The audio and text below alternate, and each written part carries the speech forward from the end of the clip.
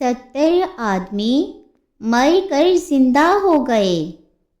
حضرت موسیٰ علیہ السلام جب کوہ طور پر 40 دن کے لیے تشریف لے گئے تو سامری منافق نے چاندی سونے کے زیورات پگھلا کر ایک بچڑے کی مورت بنا کر حضرت جبرائیل علیہ السلام کے گھوڑے کے پاؤں تلے کی مٹی اس مورت کے منہ میں ڈال دی تو وہ زندہ ہو کر بولنے لگا۔ پھر سامری نے مجمع عام میں یہ تقریر شروع کر دی کہ اے بنی اسرائیل، حضرت موسیٰ علیہ السلام خدا سے باتیں کرنے کے لیے کوہ طور پر تشریف لے گئے ہیں، لیکن خدا تو خود ہم لوگوں کے پاس آ گیا ہے، اور بچڑے کی طرف اشارہ کر کے بولا کہ یہی خدا ہے۔ سامری نے ایسی گمراہ کن تقریر کی کہ بنی اسرائیل کو بچڑے کے خدا ہونے کا یقین آ گیا اور وہ اس بچڑے کو پوجنے لگے۔ جب حضرت موسیٰ علیہ السلام کوہ طور سے واپس تشریف لائے تو بنی اسرائیل کو بچڑا پوجتے دیکھ کر بے حد ناراض ہوئے۔ پھر غضب و جلال میں آ کر اس بچڑے کو توڑ پھوڑ کر برباد کر دیا۔ پھر اللہ تعالیٰ کا یہ حکم نازل ہوا کہ جن لوگوں نے بچڑے کی پرستش نہیں کی ہے وہ لوگ بچڑا پوجنے والوں کو قتل کر دیں۔ چنانچہ 70,000 بچڑے کی پوجا کرنے والے قتل ہو گئے۔ اس کے بعد یہ حکم نازل ہوا کہ حضرت موسیٰ علیہ السلام 70 آدمیوں کو منتخب کر کے کوہ طور پر لے جائیں اور یہ سب لوگ بچڑا پوجنے والوں کی طرف سے معذرت طلب کرتے ہوئے یہ دعا مانگیں کہ بچڑا پوجنے والوں کے گناہ معاف ہو جائیں۔ چنانچہ حضرت موسیٰ علیہ السلام نے چن چن کر اچھے 70 آدمیوں کو ساتھ لیا اور کوہ طور پر تشریف لے گئے۔ جب لوگ کوہ طور پر طلب معذرت و استغفار کرنے لگے تو اللہ تعالیٰ کی آواز آئی کہ اے بنی اسرائیل، میں ہی اللہ ہوں، میرے سوا تمہارا کوئی معبود نہیں۔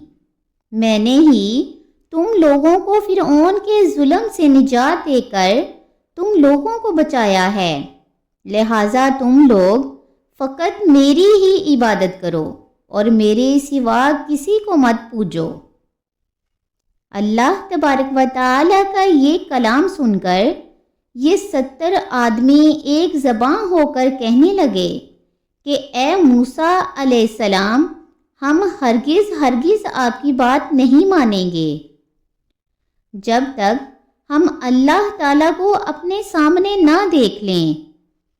یہ 70 آدمی اپنی ضد پر بالکل اڑ گئے کہ ہم کو آپ خدا کا دیدار کرائیے، ورنہ ہم ہرگز نہیں مانیں گے۔ کہ اللہ تبارک و تعالیٰ نے یہ فرمایا ہے۔ حضرت موسیٰ علیہ السلام نے ان لوگوں کو بہت ہی سمجھایا، مگر یہ شریر و سرکش لوگ اپنے مطالبہ پر اڑے رہ گئے، یہاں تک کہ اللہ تبارک و تعالیٰ نے اپنے غضب و جلال کا اظہار اس طرح سے فرمایا کہ ایک فرشتہ آیا اور اس نے ایک ایسی خوفناک چیخ ماری کہ خوف و ہراس سے لوگوں کے دل پھٹ گئے اور یہ 70 آدمی مر گئے۔ پھر حضرت موسیٰ علیہ السلام نے اللہ تبارک و تعالیٰ سے کچھ گفتگو کی اور ان لوگوں کے زندہ ہو جانے کی دعا مانگی تو یہ لوگ زندہ ہو گئے۔ ترجمہ: اور جب تم نے کہا کہ اے موسیٰ، ہم ہرگز تمہاری بات نہ مانیں گے یہاں تک کہ تم اعلانیہ خدا کو نہ دیکھ لیں، تو تم کو ایک کڑک نے پکڑ لیا اور تم دیکھ رہے تھے، پھر مر جانے کے بعد تم لوگوں کو ہم نے زندہ کیا کہ تم ہمارا احسان مانو۔ سورہ بقرہ رکوع نمبر 6۔ درس ہدایت۔ اس واقعہ سے یہ سبق ملتا ہے کہ اپنے پیغمبر کی بات نہ مان کر اپنی ضد پر اڑے رہنا بڑی ہی خطرناک بات ہے۔ پھر ان 70 آدمیوں کا مر کر زندہ ہو جانا یہ اللہ تبارک و تعالیٰ کی قدرت کاملہ کا اظہار و اعلان ہے، تاکہ لوگ ایمان رکھیں کہ اللہ تعالیٰ قیامت کے دن سب مرے ہوئے انسانوں کو دوبارہ زندہ فرمائے گا۔ اس واقعہ سے یہ بھی معلوم ہوا کہ حضرت موسیٰ علیہ السلام کی شریعت کا قانون یہ تھا کہ گناہ شرک کرنے والوں کو قتل کر دیا جائے۔ پھر قوم کے نیک لوگ ان کے لیے طلب معذرت اور دعائے مغفرت کریں، تب ان شرک کرنے والوں کی توبہ قبول ہوتی تھی۔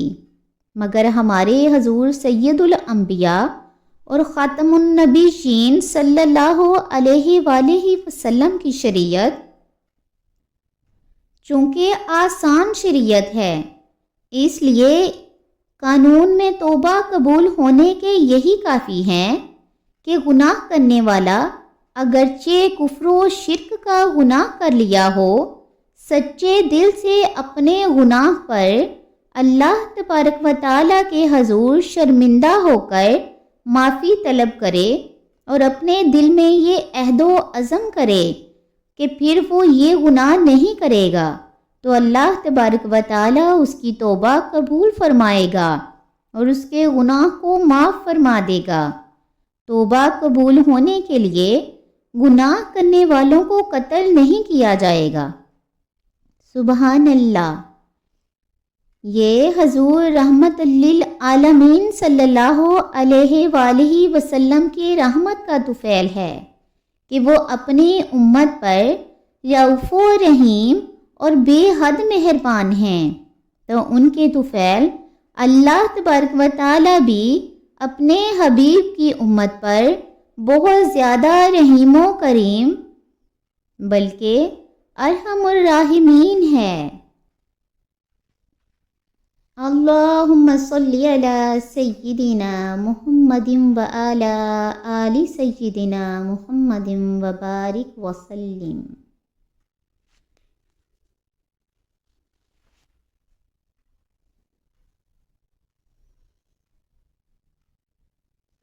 اللہم صلی علی سیدنا محمد وعلی آل سیدنا محمد وبارک وسلم۔